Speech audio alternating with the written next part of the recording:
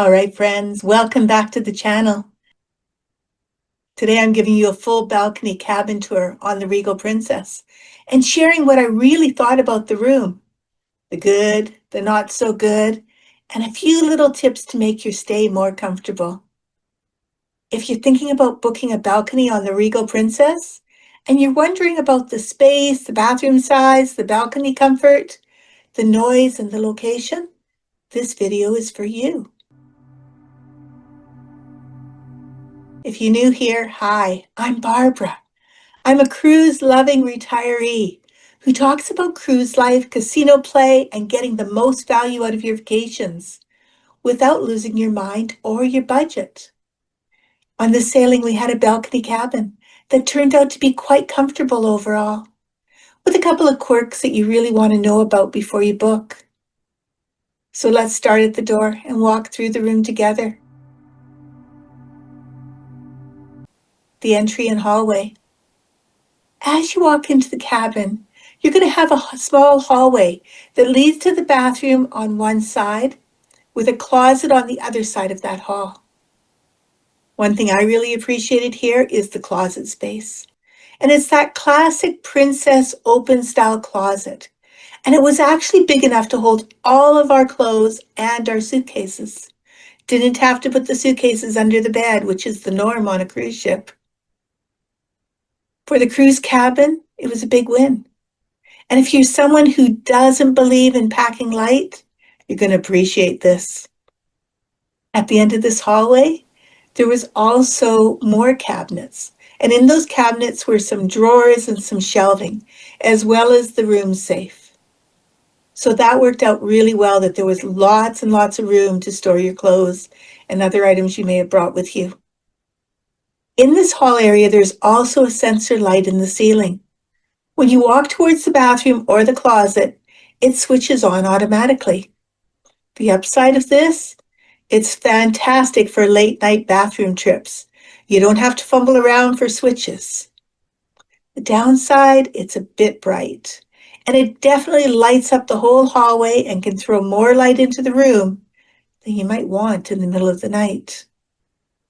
So it's a helpful feature, but if you're a light sleeper, you may want to consider a sleep mask or put something over the light. Now let's go into the bathroom, because this was a big improvement for me compared to the last Princess cruise I took.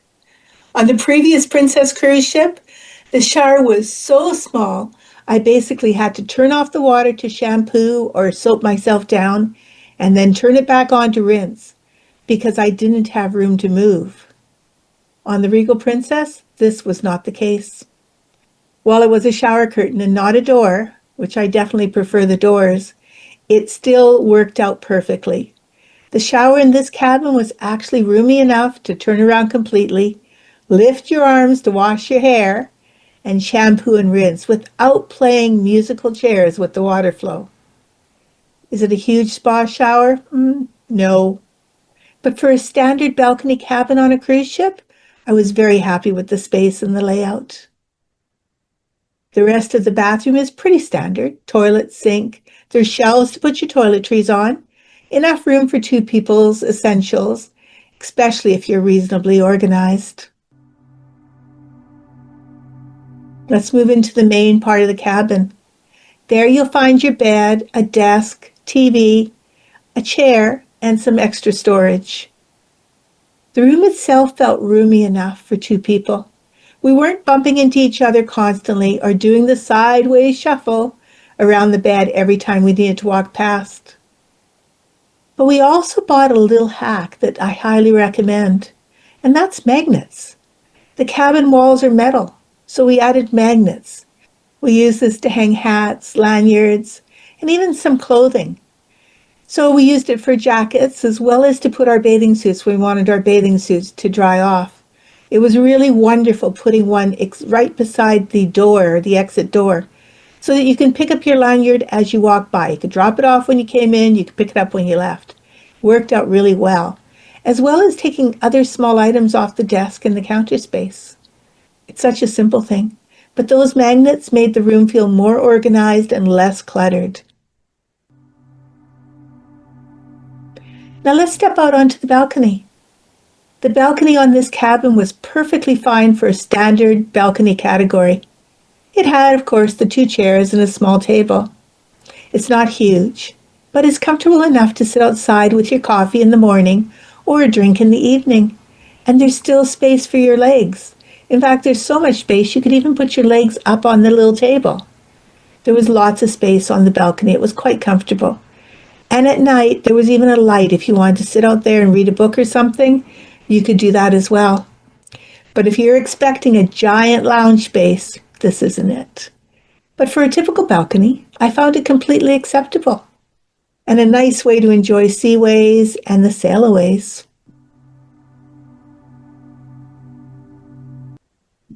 So let's talk about location, because you know that can make or break a room.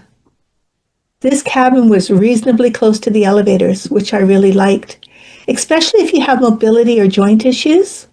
It made it easy to get around the ship without feeling like you were walking a marathon just to get back to your room. And it met the requirements for a cabin, which means it had cabins all around it. So cabins above it, cabins on each side of it, and cabins below it. If you want to have a quieter cabin, you've got to make sure that it's surrounded by other cabins. You don't want to end up with a nightclub over top of you. So as for noise, the cabin itself was quiet. We really didn't hear too much for hallway noise, neighbors, or a lot of banging around, which I really appreciated. So if you're worried about being kept up at night by noise, this particular location was good for that perspective.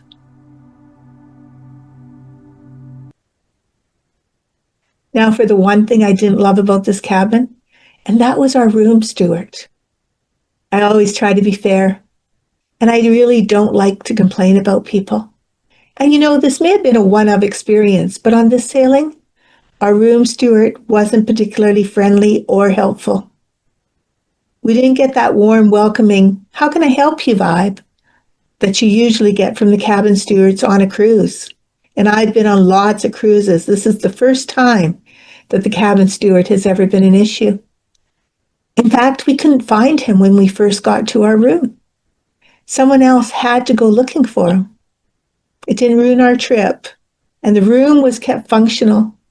But it did stand out compared to the usual excellent service I've experienced in the past. And I want to be clear, this doesn't mean that all Regal Princess stewards are like this. In fact, the manager of the area came and checked up on us every day, so they worked to try to resolve the problem. This is just honest feedback from this cruise and this cabin steward. Everything else about the cabin itself, layout, noise level, location, shower, storage, that was all solid.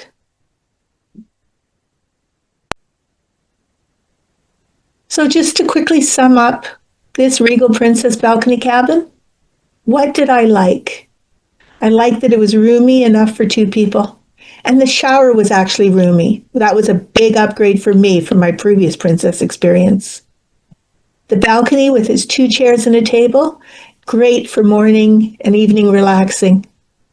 Plus the big closets with space for all of our clothes and the suitcases. The sensor light in the hall was very helpful for those late night bathroom trips. The room was quiet, no major issues. And it was close to the elevator, so it was easy to get around the ship. So what didn't I like? Our room steward wasn't very friendly or particularly helpful. The sensor light, while useful, was a bit bright at night, so light sensitivity sleepers may notice it. Overall, I'd say this was a good balcony cabin, and I would absolutely be happy to sail in a similar cabin again, especially for that more comfortable shower and the easy ship access. If you found this video helpful and you want to see more Regal Princess content, including my casino play results, ship tour, and port days, like in Mahogany Bay in Roatan, give this video a like, subscribe to the channel, and hit that notification bell so you don't miss the next upload. And as always, remember, if not now, when? See you in the next video.